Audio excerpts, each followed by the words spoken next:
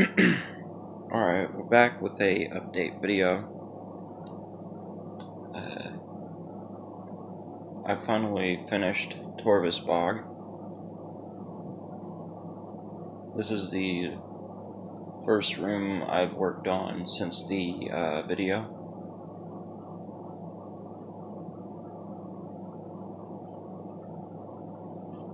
For the tree, I use the ender rods for the spikes.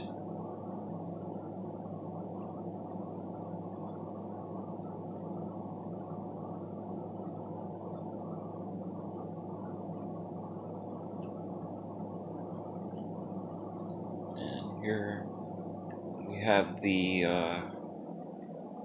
room where you go through the first dark portal to get to Guardian.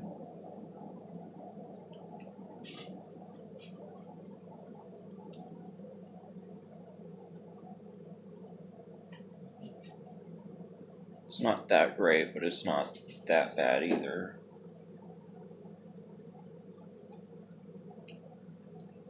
So in here, you can actually go up on this ladder and you can jump on these platforms,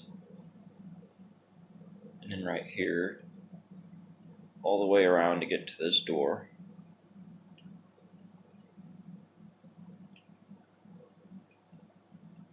And this room, there wasn't a whole lot of space to work with this room, sadly, but I fit it in as best as I could.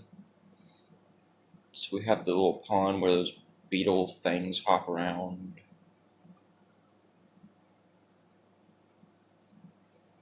Put a bunch of vines down.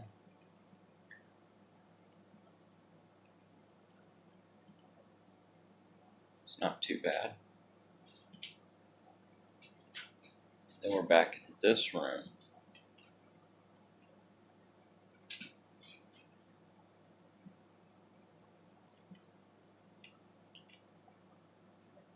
Alright, now in here I ended up taking down that little tunnel that was right here because I just ended up not liking it. It turned out to be on the wrong side anyway. It's supposed to be on this side, but I just didn't like the way that turned out, so I removed it. And here's the light version of the room where you would fight Guardian, which that was the last room I worked on.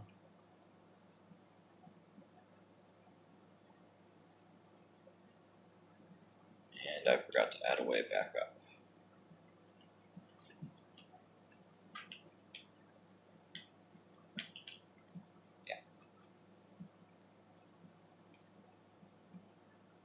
This room's lacking detail, but that's something I'll fix when I go back and do more detail on these maps. I've been kind of going through and putting more detail in certain rooms, but... So up here is where you would get the energy tank.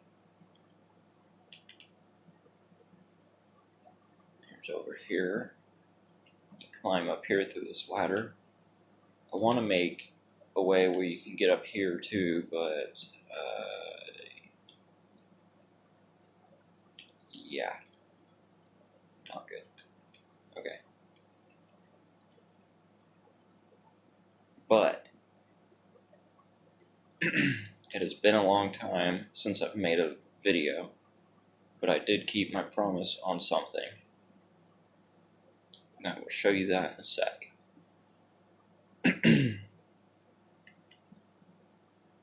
Right there. I am now working on agon waste. So I made this little tunnel that leads into it. Try to make it look kind of wasteland, like you have the metal that's rusted. These blocks aren't really metal, but I didn't want to use iron blocks, so I'm just kind of using this as a substitute for metal.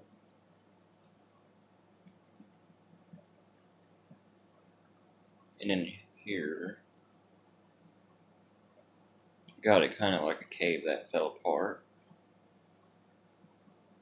We have the tall grass that's usually in the game. This room is supposed to kind of be like the first room that you go in Agon Waste, but not quite. Get in there. Okay, now, here we are, the very first main room in Agon Waste that you go into. The little sand pits down here.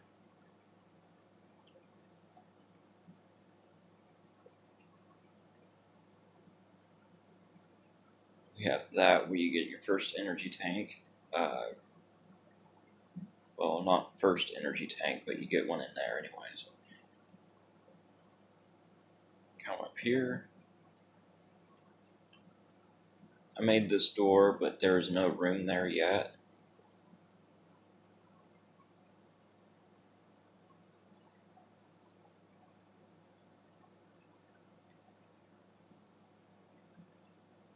I actually like this room. It was a bit of a pain to build to get the lining of the room, like all of this. It was kind of a pain to figure out the design that I needed the room to be shaped.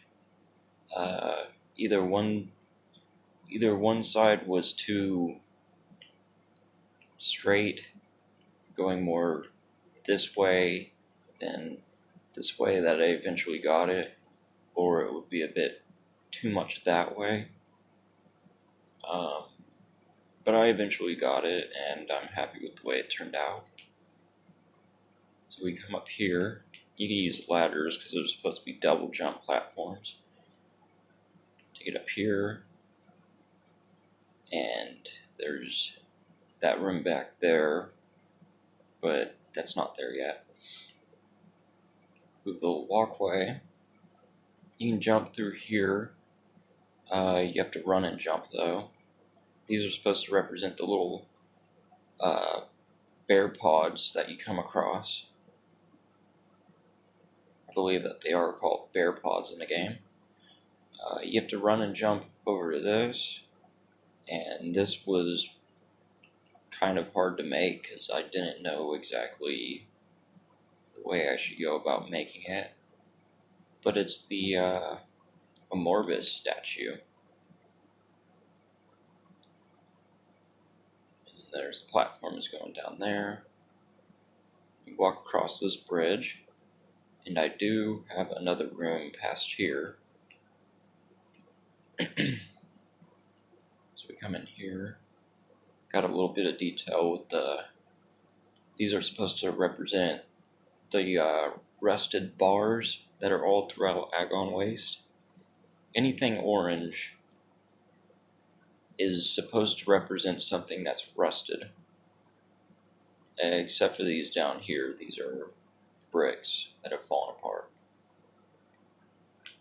And this color is supposed to be the darker colored rocks that are all around Agon Waste. That's for detail. So we can come across and we see one of those blue ghost plants down there. And you can actually come up here where you actually do get your first energy tank in Agon Waste. It's this little room.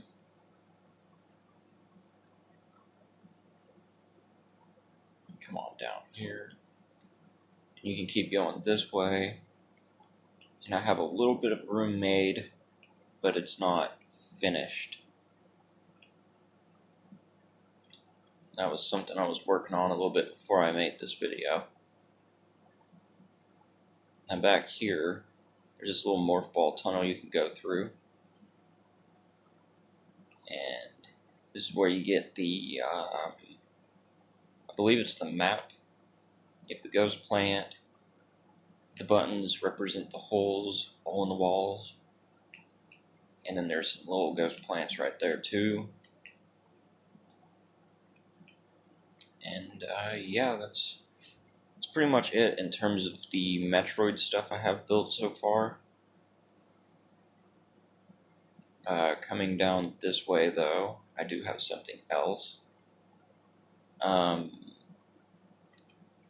So I played Fallout 3 a few days ago, and I'm on the Broken Steel DLC. I decided to build a vertabird from Fallout 3, because I don't really care for the Fallout 4 version. So I looked into this, and there's not a whole lot of vertabirds from Fallout 3, or any of that type of vertibird from the Fallout games and Minecraft. So here it is. I have 3 of them in this world so far. Kind of want to make a few more. This one is the most detailed one I have. The other ones don't have the green up here, no buttons, but they have everything else. You can even go inside of it. Go in this door, this little cockpit, and then right up here, I tried to keep true to the part in Broken Steel after you blow up the mobile platform crawler. There's this area up here, and you're sitting down up here. So, if you guys want to know how to build this, I will probably make a video, a tutorial build video on how to make this. It's actually pretty easy. So I started working on kind of a Adams Air Force Base from Fallout 3. We have this area right here. The death claws are stored.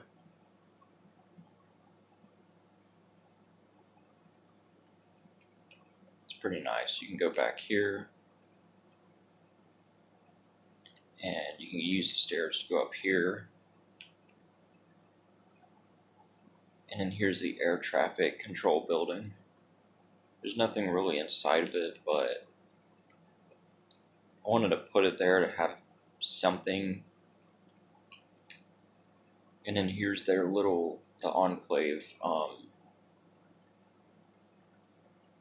whatever they are, the pop-up shield things that they use, and they're always inside of them, and it kind of is used for cover. Can't remember what they're called, but whatever. There's another vertibird.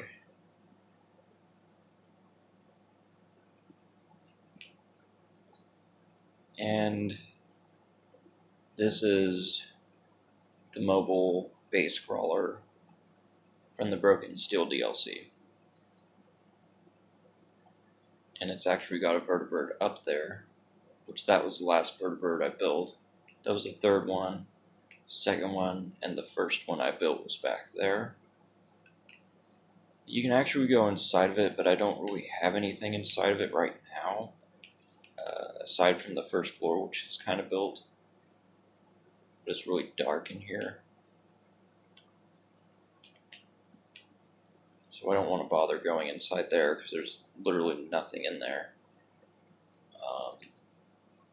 This is the area you come onto to get to the very top. You come up here. Green shulker boxes are for the big green crates lying around on the top.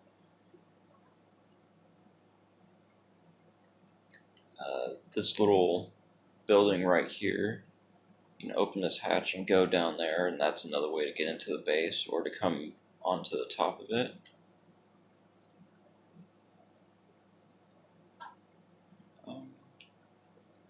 Going through this area right here, you can't get to the other part, kind of like in the game. You have to go to the landing pad and past that part over there. The thing I like about the vertibirds is they're high off the ground, so you can actually walk under them.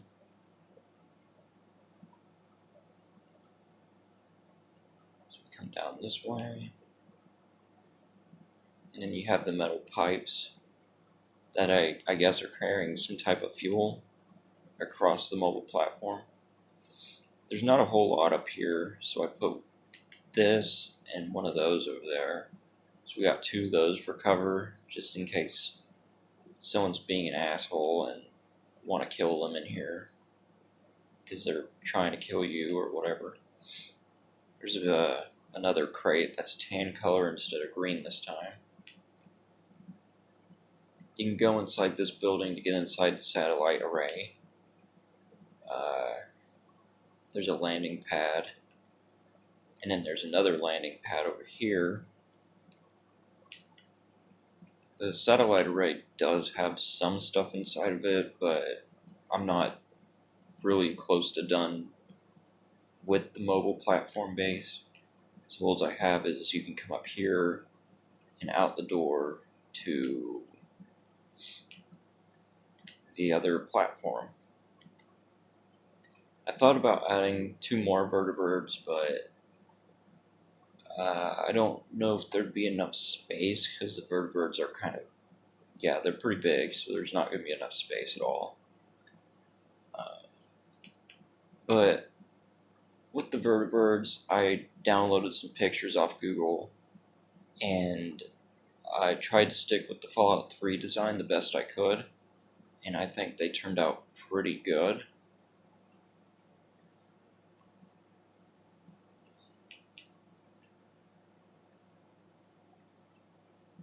It's not too bad. But, yeah. I also built this over here, because I have a 3D printed Sharpedo that I painted myself. So I built this, and it's supposed to be a seafood restaurant. I can go in there, but I don't want to. I think that turned out pretty nice, and I don't think I've built anything else really, other than a few adjustments to some buildings here. I cut the crop right here and made it to where there's a walkway instead of you having to jump up on that crop. But there's this. This is the pride and joy of my city.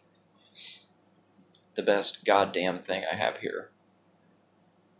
It is Skutnik, the satellite, based off of Sputnik, because that's a funny name. But it's a satellite, and it sends and receives info from the mobile crawler base. So it's my little Russian pride. Huh. Aside from that, I don't really have anything else besides completely finishing the lights from Sanctuary Fortress. I've added some more detail to some rooms in here, but it's not really enough to go and look through, and I can't remember which rooms I added it to. So yeah, I guess this is where we end the video.